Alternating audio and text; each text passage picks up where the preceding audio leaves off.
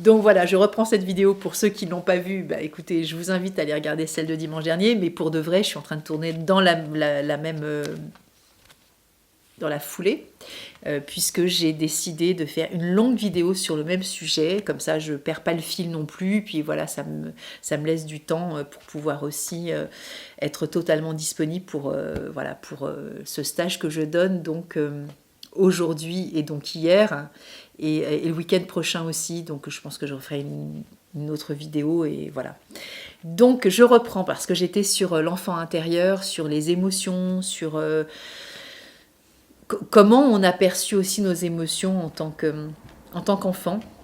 Qu'est-ce qui nous reste et la lecture qu'on en fait. Alors évidemment, un jour j'avais une personne qui m'avait dit, du coup j'avais fait une vidéo là-dessus sur le pathos, j'avais dit pathologique, rien à voir, c'est pas tous les mêmes racines, mais bon on s'en fiche. Pathos c'est aussi, voilà, c'est s'auto aussi alimenter là-dedans, et c'est pas le sujet de la vidéo, c'est pas le sujet de ce que je fais, c'est pas du tout moi, je ne suis pas là-dedans, et je ne suis pas dans le déni non plus de ce que j'ai vécu ou de ce que vous vivez, mais par contre prendre cœur et prendre part à nos blessures, bah pour moi c'est pas pathos, c'est juste être dans la réalité factuelle. Je vois pas où est le mal entre guillemets de se rappeler ces moments où qui ont été dans la douleur, dans la souffrance, dans le doute, dans l'incertitude, dans l'angoisse. Mais c'est pas pour se les rappeler, pour se la raconter. Et dans les souvenirs de nostalgie, du ah c'était mieux avant, j'étais dans la douleur. C'est pas là-dedans qu'on est. On n'est pas non plus dans la victimisation de tout ça. Alors là, je parle de Honeysuckle, comme je peux parler, là, je viens de la citer, dans Willow, là, mon Dieu, comme j'ai été malheureux ou malheureuse, alors je sais pas, je vais peut-être mettre du temps un peu pour la chercher, parce que je l'avais pas préparée, je pensais pas que j'allais la citer, mais à un moment donné, le but, c'est pas de se victimiser, parce que oui, on est tous victimes de nos vies, ok, quand on était enfant, est-ce qu'on avait vraiment le choix de vivre autrement? Non. Moi, j'ai vécu des trucs juste incroyables, et je me rappelle, j'avais rencontré un astrologue, j'avais fait une séance comme ça en visio sur Zoom, et il m'avait dit bah tu aurais pu partir. Mais j'avais 6 ans et demi, 7 ans à peine, je pouvais pas partir d'où j'étais. Non, c'est pas réaliste de parler comme ça. Donc forcément, de facto, j'étais victime. Mais est-ce que je me suis victimisée après? Ça, c'est une autre histoire. Et est-ce que je me victimise maintenant, mais vous, hein, pareil, de cette histoire-là, d'aller se remémorer des histoires du passé, ça nous appartient. Et en même temps, c'est pas le but non plus d'aller faire émerger ces souvenirs-là. C'est pas aller les faire émerger, ils émergent de toute façon. C'est ça qu'il faut aussi se rendre compte. C'est que dans un entretien de fleur de bac, ou quand on est voilà, en formation, je vais pas refaire la vidéo de la semaine dernière, mais prenons conscience de ces instants-là où justement on est sous le joug en fait de ce qui se refait là, de ce qui se met en place, de ce qui se joue à l'instant T. Et dans ce qui se joue, ça se télescope avec l'adulte que nous sommes. C'est comme ça. Soyons juste dans la réalité de ce qui est. C'est-à-dire que c'est pas l'adulte qui parle dans ces moments de douleur, de ces réactions qui peuvent être des fois disproportionnées, qui ne sont pas du tout cadrées avec l'instant T, où on se dit mais ça va pas, il est complètement taré, ou elle est complètement cinglée, ou de quoi elle parle. C'est juste que là, dans ces moments-là, qu'est-ce qu'on fait? Eh ben, on est carrément dans cet espace-temps qui est, vous voyez, une forme d'alignement où là, je suis l'adulte, là, je suis l'enfant, et d'un seul coup, bim, c'est l'enfant qui parle et qui dit, ok, c'est moi qui dis maintenant ce qui se passe. Et dans je dis ce qui se passe, ben, c'est là où je vais me mettre à pleurer, où je vais me victimiser, où je vais avoir peur, etc. Et on se dit, ben non, en fait, tout va bien. Tu es un adulte, oui, mais non, en fait, tout va mal parce que l'enfant encore est là. Il est tapis dans le noir, il est dans la crainte, il est dans l'inquiétude pour les autres, il est sous l'effet de la sidération de ce qui se produit, et il est toujours présent. Et regardez tout ce qui se passe sur les réseaux sociaux, toutes les personnes qui parlent de leur vie du passé. Je poste beaucoup de choses sur Instagram pour que ceux qui n'y sont pas, allez regarder les stories si ça vous intéresse. Je mets des choses suffisamment parlantes pour vous dire que l'enfant est toujours présent en fait, hein, et la souffrance elle est là. Et quand les personnes se racontent de leur histoire vécue, ça n'est pas pour faire du pathos, c'est de se victimiser. Et elles sont là pour raconter les faits, elles sont là aussi pour éveiller les consciences, pour dire attention, warning, faisons attention. Parce que cet émotionnel-là est toujours présent et ça a laissé des traces qui sont quelquefois irréparable pour certaines personnes. Donc dans l'irréparabilité, et ben, selon moi, le parcours que j'en ai avec les 26 ans de Fleur de Bac, ben, c'est que je peux réparer des choses. Tout n'est pas réparé. J'apprends aussi à cheminer, et voilà, je vous invite aussi à aller peut-être aller regarder ces moments de vie où justement c'est encore hyper présent chez vous. Il peut y avoir aussi ces moments de vie où on a vécu, bon, je reprends la vidéo de la semaine dernière, hein, donc sur ces parts d'ombre et ces parts de douleur, hein, de l'enfant en soi, de la culpabilité, d'être encore présent s'il y a un membre de la famille qui est décédé, qui est tombé malade, et donc cet enfant en soi peut aussi être dans une forme d'illégitimité, d'être là même parce que les parents ne nous ont pas désirés, par exemple, hein, ou nous ne sommes pas du bon sexe, et donc là, oui, ça a toujours aussi été chez moi quelque chose qui ceci ou qui cela. Vous avez peut-être réidentifié des parties de vous comme ça, de ces moments où vous avez pu aussi être dans cette forme de non-représentation au monde de qui vous êtes, et donc de vous sentir illégitime, coupable vraiment d'être ce que vous êtes. Et donc ça a construit aussi cette partie d'adulte que vous êtes avec cette teinte-là.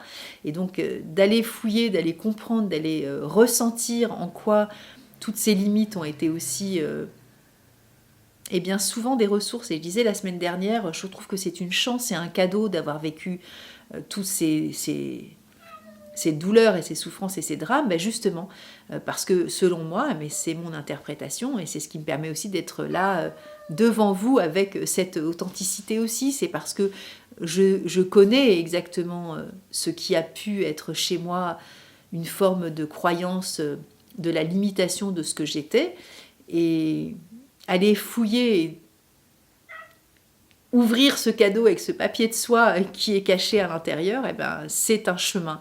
Ça, c'est ce que j'ai fait, bien sûr, dans ma thérapie auprès du docteur Claude Imbert, à travers ces études que j'ai fait avec elle, et du chemin que j'ai pu faire aussi de connaissance de moi à travers les fleurs. Et tout le monde ne dira pas que ce qu'il a vécu est un cadeau, et je n'invite personne à le dire, ce sont mes propres mots, évidemment.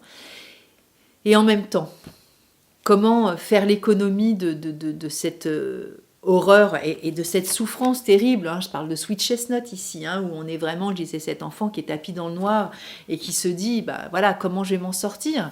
Et on est des fois encore, en tant qu'adulte, comme ça, tapis dans le noir, avec vous savez, la main comme ça, les bras enfermés, en se disant, mais waouh, je suis tout seul en fait, hein, face à ça. Comment je vais m'en sortir? Eh bien, dedans, il y a des ressources inouïes. Et on n'est pas toujours conscient de tout ce qui peut se produire dans ces instants-là. Et pourtant, c'est ce qui fait qu'on constitue aussi cette personne incroyable avec toutes ces qualités innombrables qu'on a pu mettre en place à la suite de ces épreuves, ces chemins qu'on a eu été dans l'obligation incontournable d'expérimenter, parce que c'était le chemin et on n'avait pas le choix de le vivre, hein. Et quand on revit des moments comme ça en tant qu'adulte, nous pouvons aussi aller recueillir tout ce qui a pu se poser là depuis ces souffrances aussi de l'enfance, et faire le comparatif et tenir la main aussi de cet enfant qui est blessé, qui a peur et qui se dit qu'il ne va pas s'en sortir, alors que justement on est là, et on est là avec toutes aussi ces expériences qui nous ont aidés à l'accompagner, sauf qu'il y a des moments où on ne lui a pas tenu la main, on l'a un peu lâché. Et donc pour moi le but c'est justement de lui redonner ces moments qui sont si précieux, pour retrouver cette foi, cette joie. Évidemment c'est toutes les ressources des fleurs, hein. Cette confiance, cette sécurité. Et pareil, quand on a vécu des moments de doute au point de ne plus faire confiance à la vie aussi, hein. Gorse, quand on est dans ces désarrois où on se dit que de toute façon ça ne sert plus à rien, il n'y a rien qui pourra nous aider parce que on n'y croit pas, tout simplement. On a mis une croix dessus, alors que on a vécu, on a appris, et la vie nous offre aussi des surprises, et des fois on ne les voit même pas. Hein, parce qu'on a les yeux qui sont rivés sur notre acharnement aussi à fermer les portes, alors que les portes sont là et on ne les voit même plus.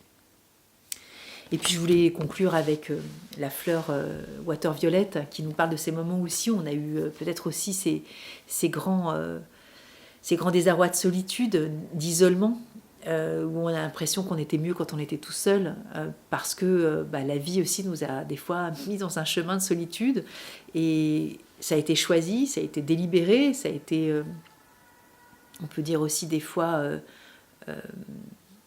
ardemment souhaité.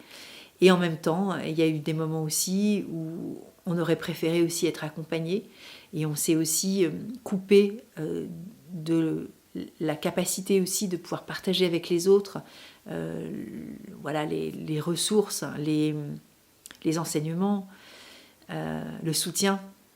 Et donc, voilà, Water Violet, ça nous aide aussi à comprendre en quoi, dans ces moments-là, on peut aller puiser beaucoup de ressources, d'autonomie, d'indépendance, et en même temps on peut des fois aussi beaucoup se couper de la relation à l'autre, et donc de ne plus forcément nous nourrir non plus notre intérieur au contact bien sûr du reste du monde. Voilà, j'espère que ces 2 vidéos, voilà, pour ceux qui le regardent maintenant et pas la semaine dernière, voilà, il y en a 2, et voilà, vous auront été peut-être inspirante, peut-être enseignante, peut-être prendre du temps aussi pour vous. Je vous invite voilà, carrément à prendre un carnet et puis noter peut-être des choses qui vous viennent à l'esprit. Voilà, je vous rappelle que je fais ce programme Confidence Flower qui va cheminer sur 5 ateliers et qui va vous aider aussi à faire le tri du bon grain de livret et de vous accompagner sur ce chemin de l'enfance qui est toujours présente, du chemin de l'âme, du chemin de l'enfant en soi, et surtout du chemin de la ressource, de la joie, de la créativité, de l'expérience de la vie, avec tout ce qui est sur notre route, sur notre route tellement unique et tellement exceptionnelle. On a trop souvent justement tendance à ne voir que l'aspect sombre et désenchanté. Alors, encore une fois, c'est pas du déni, hein. C'est comme le monde. Vous voyez, si on ne voit que les parties sombres du monde, eh bien, on se nourrit aussi de tous ces aspects qui peuvent nous sembler, j'ai dit désenchantés, désespérés, terminés, sans espoir, alors qu'il y a toute cette partie-ci qu'on ne voit pas et qui pourtant ne fait qu'un. Et c'est vraiment à nous aussi de reposer un regard sur cette partie lumineuse.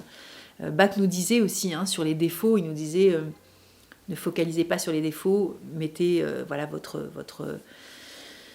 mettez la qualité en exergue en fait. La qualité, elle est là pour aussi prendre le pli sur tout ce qui est limitant, mais on ne peut pas ne pas regarder le limitant. Ça fait partie du tout en fait. Mais par contre, c'est une question de dosage et d'équilibre.